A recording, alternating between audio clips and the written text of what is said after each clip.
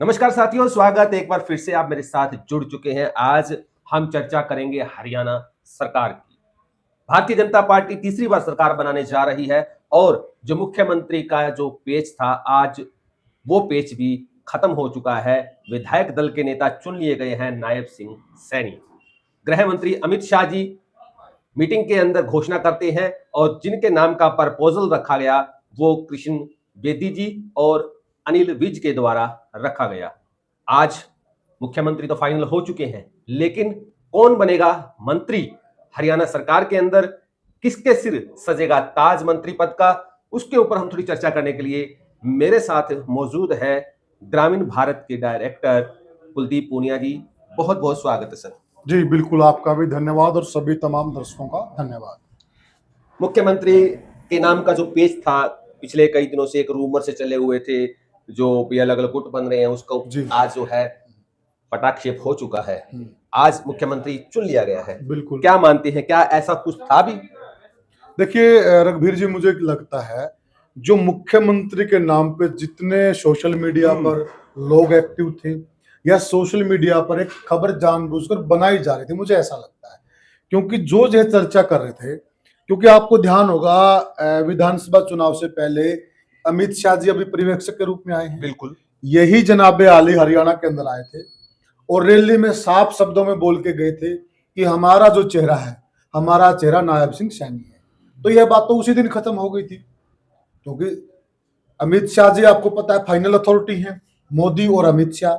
जब अमित शाह जी ने चुनाव से पहले ही बोल दिया था कि बीजेपी का हरियाणा में चेहरा नायब सिंह सैनी है, तो उसके बाद कोई गुंजाइश नहीं बचती थी। परंतु आप जानते हैं कि देखिए खबरों की दुनिया है, बिल्कुल। सोशल मीडिया का युग है, तो कुछ लोग व्यूज बढ़ाने के लिए या फिर कई बार खबरें चलवाई भी जाती हैं, कई बार उसी पार्टी के नेता भी चलवा देते हैं अपना कद बड़ा करने के लिए, अपना नाम बड़ा करने के लिए। मेरे हिसाब से यह बात सिर्फ यहीं तक सीमित थी। बीजेपी के अंदर जो मुझे जानकारी है, क्योंकि इस मुद्दे पर मेरी 2-3 दफा जो हरियाणा के प्रभारी सतीश पुनिया जी, उनसे बड़ी लंबी चर्चा हुई है कि ऐसा कुछ है भी क्या। उन्होंने साफ कहा था, पुनिया जी ऐसा कुछ भी नहीं है, केवल और केवल नायब सिंह सैनी ही मुख्यमंत्री के रूप में शपथ लेंगे। और बीजेपी जब कोई फैसला कर देती है, जब किसी चेहरे को आगे रख के चुनाव लड़ती, तो उस बात पे कायम रहती है। बिल्कुल। तो मेरे हिसाब से ये खामखा की चर्चा। बिल्कुल, मेरा भी यही विचार है। ये खामखा की एक एक्सरसाइज थी। हाँ। जो विपक्षी लगा लीजिए या यूं कह लीजिए, जो दल के अंदर कुछ नेता हैं जो अपने कद को थोड़ा बड़ा करके दिखाना चाहते हैं, बिल्कुल। उनके द्वारा की गई थी, लेकिन उन्हें भी पता था कि ऐसा कुछ नहीं कुछ होने नहीं वाला होने है। वाला है। तो ये तो जो मुद्दा था वो खत्म हो चुका है। इसमें एक चीज और देखिए रघुवीर जी, एक बड़ा नाम लिया जा रहा था अनिल विज का। हाँ जी। और बीजेपी की बड़ी खास बात है, आपने राजस्थान में भी देखा होगा कि वसुंधरा नहीं मानेंगी, वसुंधरा नहीं मानेंगी। जिस शर्मा जी को, भजनलाल शर्मा जी को मुख्यमंत्री बनाया, उसकी प्रस्तावक है वही थी वसुंधरा राजे। और हरियाणा में भी जो नायब सिंह सैनी मुख्यमंत्री बनने जा रहे हैं, इसके मुख्य प्रस्तावक है अनिल विज ही है। बीजेपी जिनका नाम ये होता नहीं कि वो विरोध में है, उन्हीं को मुख्य प्रस्तावक बनाती, यही इस पार्टी की खूबसूरती है और यही से इनका अनुशासन झलकता है। बिल्कुल। अनुशासन की बात की जाए तो जिस प्रकार से भारतीय जनता पार्टी ने चुनाव लड़ा है, 2014 में सरकार बनी थी जब पहली बार भारतीय जनता पार्टी की, तब भी इतनी सीटें नहीं आई थी। एंटी इनकम्बेंसी का इतना शोशेबाजी या इतना जोर चलाया जा रहा था मीडिया के ऊपर या चैनल्स के ऊपर भी, जिसकी वजह से ये सरकार जाने वाली है, लेकिन ऐसा कुछ नहीं। 48 सीटों के साथ और अब मंत्री, जो भी सरकार के अंदर मंत्री बनेगा तो अपने आप में वो नायाब ही होगा। बिल्कुल। क्योंकि कुछ ही चुनिंदा चेहरे, पुरानों की अगर बात करें, मंत्री अपने घर बैठ चुके हैं। उनमें कई ऐसे नाम दिग्गज जो चेहरे थे, भारतीय जनता पार्टी के नेता थे, वो सब अब घर बैठ चुके हैं, हार चुके हैं, आराम कर चुके। समझ गई जनता जो हमें इशारा करना चाहता हूं। तो यहाँ पर अब कौन कमान संभालेगा प्रदेश की, हरियाणा सरकार की, तो उसके ऊपर हम थोड़ी चर्चा कर लेते हैं। सबसे पहले क्या लगता है आपको भी, कितने चेहरों को या कितने मंत्री जो बनाए जा सकते हैं इस सामंजस्य को? हाँ, कल शपथ ग्रहण समारोह होगा। अगर देखो, मुझे लगता है रघुवीर जी, कल 10-11 मंत्रियों को शपथ दिलाया जा सकती है मुख्यमंत्री के साथ, क्योंकि कुछ ये खाली रखेंगे। देखिए जो टोटल होता है, टोटल 1/3 को मंत्री बनाया जा सकता है, ऐसा प्रावधान है, प्रोटोकॉल है। तो मुझे लगता है कि कल ये 10 लोगों को शपथ दिलाएंगे, 10-11 लोगों को, ठीक है। और बाद में कुछ बचा के रखा जाएगा कोटा, जब इनको लगेगा कि कोई नाराज है या कोई क्षेत्र रह गया रह है गया है, या कोई जाति रह गई है जिसको बिल्कुल। साधा जाए, कोई समीकरण सेट समीकरण करना। फिट बैठाया जाए, उसके हिसाब से बाकी चेहरों को बाद में मंत्रिमंडल में शामिल किया जाएगा। अगर हम सरसरी नजर दौड़ाते हैं, क्योंकि जो चेहरे हैं, क्या मैं उनका नाम लूं, आप बताएं थोड़ा मुझे। जो जी। सबसे पहले अगर हम हिसार जिले की बात कर लेते हैं, हिसार जिले में किसके सिर पे ताज बन सकता है, क्योंकि यहाँ से भारतीय जनता पार्टी के इतनी उम्मीद नहीं थी। भी लोकसभा के जैसे नतीजे आए थे, भी हाँ, विधानसभा में बिल्कुल बिल्कुल। ये रहेगा। रणधीर पनिहार भी जीतते हैं, रणवीर सिंह गंगवा भी जीते हैं जो डिप्टी स्पीकर रहे हैं। जी। हालांकि हिसार की सीट भी बीजेपी के खाते में जा सकती हाँ, थी, बिल्कुल। लेकिन वो कुछ ऐसे समीकरण बने भी वो इंडिपेंडेंट के तौर पे उन्हें चुनाव लड़ना पड़ा। भव्य बिश्नोई हार चुके हैं, बिल्कुल। ठीक है। तो कई ऐसी चीजें यहाँ पर भी बहुत हिसार में उल्टफेर हुआ है। तो क्या लगता है हिसार के अंदर से कौन ऐसा चेहरा होगा जिसे मंत्री बनाया जा सकता है? देखिए, हिसार के बारे में आप पूछ रहे हैं, उससे पहले थोड़ा सा हम दर्शकों को ये बता दें कि देखिए ये समीकरण के हिसाब से अगर हम चर्चा करें, मुझे ऐसा लगता है कि ये 2 जाट चेहरों को मंत्रिमंडल में शामिल करें, ओके। 2 ओबीसी वर्ग से शामिल करेंगे, 2 ब्राह्मण, मुझे लग रहा है कि 2 ब्राह्मण चेहरों को मंत्रिमंडल में शामिल किया जाएगा, और 2 पंजाबी चेहरों को भी मुझे लग रहा है कि मंत्रिमंडल में शामिल किया जाएगा। 2 चेहरे होंगे एससी वर्ग से भी, मुझे लग रहा है कि उनको मंत्रिमंडल में जगह दी जाएगी। बिल्कुल। और उस लिहाज से अगर हम देखें, अगर हम बीसी वर्ग की बात करें, तो बीसी वर्ग से हिसार से बरवाड़ा से जो जीते हैं, रणबीर सिंह गंगवा बड़ा नाम है, बड़ा नाम, और बीसी वर्ग के बड़े नेता माने जाते हैं। पिछली बार भी वो डिप्टी स्पीकर थे, हाँ जी, और इस बार बरवाड़ा से अच्छे खासे मार्जिन से जीते हैं, जहाँ की उम्मीद नहीं थी। उम्मीद नहीं थी कमल खिल सकता है यहाँ पे, वहां पर उन्होंने कमल खिलाया, और ये भी अपने आप में उनके कद को बढ़ाता है, उनकी मेहनत को दर्शाता है। बिल्कुल रघुवीर जी, देखिए आपने लोकसभा को भी आपने भी कवर किया, हमने भी कवर किया है, और अभी हम विधानसभा चुनाव को भी कवर कर रहे थे। और जो एक माहौल इस प्रकार का बन गया था, हम पहले चर्चा भी करते थे कि बरवाला से अगर रामनिवास घोडेला को टिकट मिलती है तो यह टिकट कांग्रेस के खाते में जाएगी, ऐसी चर्चाएं बिल्कुल थी, और लग भी रहा था। तो देखिए इस चीज में हम नहीं जानना चाहते, सबको पता है कि हाँ, मेरे हिसाब से घोडेला ने जानबूझ के हार की माला को जबरदस्ती दूसरे से छीन के अपने गले में डाला है, ऐसा प्रतीत हो रहा है। ये एक चर्चा का विषय, बाद में कभी इस पे चर्चा भी करेंगे कि उन्होंने कैसे डाला। यहाँ पर एक कांग्रेस की जीती हुई सीट थी, रणबीर गंगवा ने अथक मेहनत की, और सबसे बड़ी चीज क्या रही गंगवा की, जो उनके प्रतिद्वंदी थे उनके बराबर में वो टिकट मांग रहे थे, हाँ, उनको मनाया। और आसान नहीं था, क्योंकि रणबीर गंगवा जी नलवा हल्के से यहाँ भेजे गए थे, उनके लिए बड़ा मुश्किल था, परंतु फिर भी उन्होंने, जितने भी बीजेपी के नाराज लग रहा था कि मुझसे नाराज हैं, पर्सनली घर पे गए, और उन्होंने 2 दिन तो इसी काम में लगाए, उनको मनाया, और फिर सभी लगे जुटे, सबने जी तोड़ मेहनत की, और फिर अच्छा नतीजा निकला, एक अच्छे खासे मार्जिन से जीते।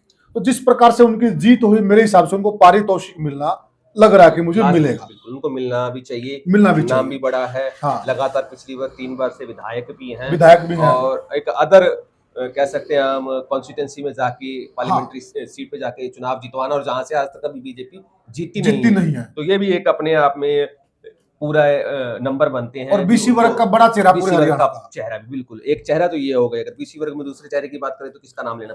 दूसरे की बात करें तो मुझे लगता है कि देखिए बीसी वर्ग की अगर हम बात करें तो मुझे लगता है कि देखिए जो यादव बहुल क्षेत्र है, हाँ जी, यादव बहुल क्षेत्र हमेशा से बीजेपी का गढ़ रहा है। अगर हम 2014 की बात करें, 2014 में उन्होंने अच्छी खासी सीटें जितवाई थी, 2019 में भी उन्होंने 8 सीटें जितवाई, और इस बार उन्होंने 11 में से 10 सीटें जितवाई हैं।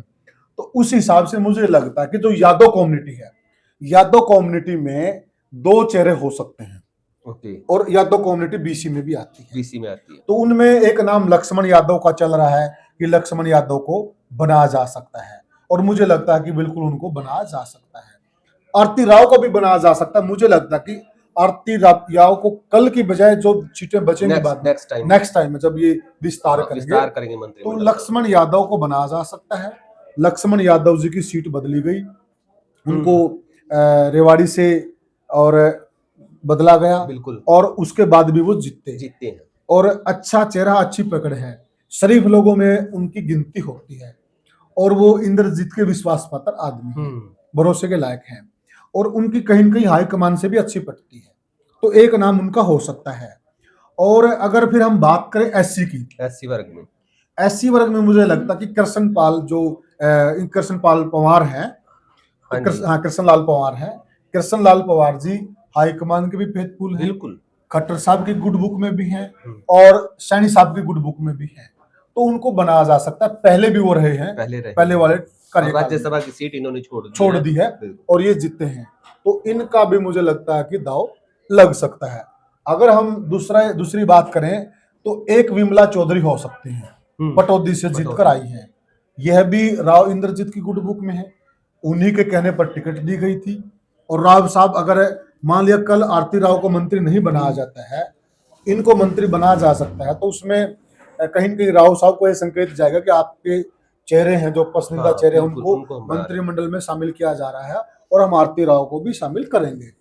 तो उनको भी संकेत जाएगा, वो नाराज भी नहीं होंगे, तो इनको भी बना जा सकता है। मैं ऐसे की बात करूँ। महिला कोटा भी अगर हम बात करें तो महिला कोटा की तकरीबन बीजेपी की 4 ही महिलाएं हाँ, जो जीती जीती हैं। जिनमें से एक आरती राव है और एक ये बिमला चौधरी जी बिमला हैं, जो कि चौधरी हैं, दोनों राविंदरजीत जी के मतलब गुड बुक की। गुड बुक में है हाँ, जी। तो उसके और बाद फिर अगर हम जाट कम्युनिटी की बात करें, देखिए जाट कम्युनिटी आपको बता कि हरियाणा की एक मुख्य कम्युनिटी है, बिल्कुल तो उसको दरकिनार करके नहीं आगे बढ़ा जा सकता है। और बीजेपी भी यह चीज जानती है, जानती उनको पता है। मुझे तो ऐसा लग रहा था कि शायद किसी जाट को डिप्टी सीएम भी बनाया जा सकता है, क्योंकि वो उससे जाट वर्ग को भी साधा जा सकता है। बिल्कुल परंतु अगर डिप्टी सीएम ये नहीं बनाते हैं, क्योंकि बीजेपी की रवायत नहीं रही हरियाणा में वो डिप्टी बहुमत सीएम, में है सरकार, तो हाँ, अभी कोई डिप्टी सीएम का कोई औचित्य भी नहीं क्योंकि बनता पिछली है। बार की परिस्थितियां अलग अलग थी। थी। हाँ, तो डिप्टी सीएम में मुझे लग रहा था कि ये महिपाल डांडा जी को बनाएंगे, ओके, परंतु अगर उनको डिप्टी सीएम नहीं बनाएंगे तो उनको मंत्रिमंडल में 100% शामिल किया जाएगा और अच्छे मंत्रालय दिए जाएंगे। क्योंकि अगर आप हर बार देखेंगे, अभी पीछे भी जो जेपी दलाल जी थे वो पावरफुल मिनिस्टर थे, बिल्कुल हार गए वो एक अलग विषय है, परंतु बीजेपी की तरफ से जाट वर्ग को साधा गया था, इस बार भी साधा जाएगा। और मुझे लगता है कि इस जाट वर्ग की अगर हम बात करें तो सुरती चौधरी का भी नंबर लग सकता है, क्योंकि चौधरी बंसीलाल की विरासत को संभाल रही हैं और बड़ा नाम रहा है चौधरी बंसीलाल का हरियाणा की राजनीति में। और बीजेपी भी अच्छे से जानती है कि जो भिवानी में जो सीटें जीत के आए हैं ये लोग, वो इनकी तो इनकी वजह से आए हैं। और जाट वोट अच्छा खासा आया है। अगर कोई भाई मुगालते में हो, जो मेरा पर्सनल आंकलन है, मुझे लग रहा है कि 30 से 35% जाट वोट बीजेपी को मिला है सर। तो इतना वोट अगर जाट कम्युनिटी का इनको आया है, तो इन कई चेहरों की बदौलत आया है, तो उसमें सुरती चौधरी को भी साधा जा सकता है। अगर हम बात करें पंजाबी वर्ग की, तो पंजाबी वर्ग में मुझे लग रहा है कि पंजाबी वर्ग के जो बड़े चेहरे हैं, तो उनके अंदर जैसे हम जिक्र कर सकते हैं, जो अपना प्रमोद विज हैं, अनिल विज हैं, तो इनमें से अनिल विज का मुझे लगता है कि उनको मंत्रिमंडल में शामिल किया जा सकता है। बड़ा चेहरा है, लगातार 7वीं बार विधायक बनी है। हाँ, और पार्टी के भी मतलब प्रति पूरा इनका ईमानदारी है, वफादार और है, बिल्कुल पार्टी तो भगत हैं, शुरू बिल्कुल, से ही अपने दम बिल्कुल। पे जीत के आते हैं, लगातार कई बार से जीत रहे हैं और विषम परिस्थितियों में भी जीतते हैं। बिल्कुल। और अगर हम बनिया समुदाय की बात करें, तो बनिया समुदाय से विपुल गोयल को मुझे लगता है कि उनको बना जा सकता है। तो पहले भी रहे हैं विपुल गोयल। हाँ, विपुल गोयल पहले भी रहे हैं, तो उनको बनाया जा सकता है। और हम कर रहे हैं बात ब्राह्मण कम्युनिटी की, अगर ब्राह्मण समाज की बात करें तो अरविंद शर्मा को बनाया जा सकता है। और अगर लगता है कि दादा गौतम कहीं फिट बैठते, वैसे वो फिट बैठने वालों में से नहीं है, तो बीजेपी हो सकता है उनके नाम पर भी विचार करे, परंतु अब नहीं लग रहा। आगे जब मंत्रिमंडल का विस्तार होगा, पहले वो देखेंगे कि हम अगर मंत्री नहीं बनाते हैं दादा गौतम को, तो वो इस चीज को किस रूप में लेते हैं, तो उसके बाद देखा जाएगा, तो उनको किया जा सकता। जाट चेहरों में हम एक नाम की चर्चा और भी कर सकते हैं, सुनील सांगवान की, जो दादरी से जीत के आए हैं, पढ़े लिखे हैं, जेलर हैं और कहीं ना कहीं बीजेपी को फायदा पहुंचाने का काम किया है। अगर हम बात करें राम रहीम की, राम रहीम को जो पैरोल मिली है, तो वो बीजेपी के इशारे पे मिली, इसमें कोई दो राय नहीं है। ये तो राजनीतिक बिल्कुल बिल्कुल सभी दाव खेले जाते हैं। और अभी जो समीकरण आ रहे हैं या जो हमें चीजें मिल रही, इनपुट आ रहे हैं, तो डेरा का वोट बीजेपी को मिला भी है और उसमें इस जनाब का बड़ा हाथ रहा है, क्योंकि ये जेलर थे तिहाड़ के और इन्होंने उनको सुनारिया जेल से उनको बार बार पैरोल दी है, तो इसमें इनका एक अच्छा खासा रोल है। तो बीजेपी इनको भी पारितोषिक दे सकती है, मुझे ऐसा लगता है। और बाकी रही बात जो बाकी वर्ग बच गए हैं, जैसे बीच में एक आ जाता राजपूत वर्ग, हाँ जी, तो राजपूतों में से श्याम सिंह राणा को भी मतलब मंत्रिमंडल में शामिल किया जा किया सकता जा है, क्योंकि उनको भी साधा जा सकता है। और राजपूत वोट अगर हम देखें तो लगातार बीजेपी के पाले में राजपूत वोट लगातार जा रहा है और बड़ा अच्छा काम भी कर रहा है, वो बीजेपी को जितवाने का काम कर रहा है, बिल्कुल। तो उनको भी बनाया जा सकता है। तो ये तो मुझे लग रहा है कि इन चेहरों में कल आप देख सकते हैं, कई चेहरे आपको शपथ लेते हुए दिखाई देंगे रणधीर भाई जी। बाकी जो बचेंगे उसमें देखा जाएगा भाई कोई वर्ग, क्योंकि देखिए एक बार मंत्रिमंडल का बनता है तो उसके बाद से जनता की भी प्रतिक्रियाएं आती हैं कि हमारे जिले से नहीं बना, हमारे समुदाय से नहीं बना, हमारी जैसे जाति से नहीं बना। कश्यप समुदाय है, कश्यप हाँ, समुदाय, वो उनका तो भी एक नाम चर्चा में नाम चलता है, है। तो वो राज्य मंत्री बनाना है, तो इन छोटे छोटे समुदाय जो बच गए इनको भी साधा जाएगा। मुझे लग रहा है कि कल ये 10 के आसपास मंत्री बनाएंगे, मुझे ऐसा लग रहा है। तो साथियों, जैसे कि हमने चर्चा की आज कल कौन शपथ ले सकते हैं, ये हमारा आकलन है। जिस भी तरीके के इनपुट्स हमें मिल रहे हैं वो आपके साथ साझा किए हैं, क्योंकि जब एक सरकार बनती है तो इस सरकार बनाने के अंदर सभी समीकरणों का ध्यान रखा जाता है, चाहे वो जातीय समीकरण हो, चाहे वो मतलब कह सकते हैं उनकी वरीयता का समीकरण हो, भी कौन कितना पुराना है, कितना अनुभवी है। और इसके बाद अगर हम बात करते हैं मतलब डिप्टी स्पीकर के पद है, ये अलग है, इनको भी साधा जाएगा किसी न किसी तरीके से, तो वहां पर भी जो फिट बैठेगा उसको जरूर तवज्जो दी जाएगी। हम आपसे कल अवश्य मिलेंगे, दोबारा मिलेंगे, सरकार जब फॉर्म हो जाएगी, जब सरकार शपथ ग्रहण कर लेगी, तब हम आपसे दोबारा मिलेंगे और नामों के ऊपर चर्चा करने के लिए। अगर इनमें से कोई नाम रह जाता है, नया नाम आता है, तो हमें दीजिए इजाजत। बहुत बहुत धन्यवाद। राम राम।